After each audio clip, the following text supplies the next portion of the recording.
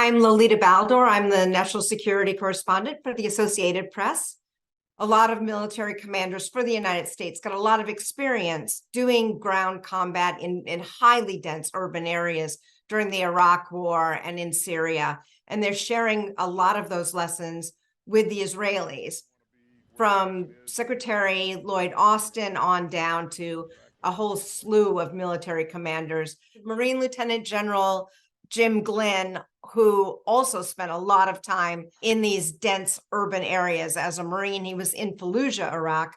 He also is now a member of a special advisory team that's gone into Israel. This is a time for resolve and not revenge, for purpose and not panic. So try to take the emotion out of it and not react quickly just to get revenge, and instead to take a bit more time, plan, get your troops in the right places, get your weapons in the right places, so that you can do this in the best possible way. Because everyone knows, and everyone has told the Israelis, it's not what you do right now, it's how you do it, because the world is watching.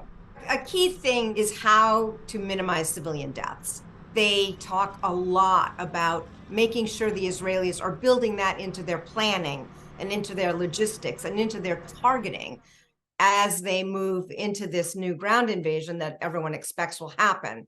The US did a lot of that early on in Iraq and also in Syria, where they spent at times weeks and months trying to ferret out all of the insurgents from the Islamic State group in those areas. And they had to be very careful targeting buildings and mosques and schools to avoid civilian casualties.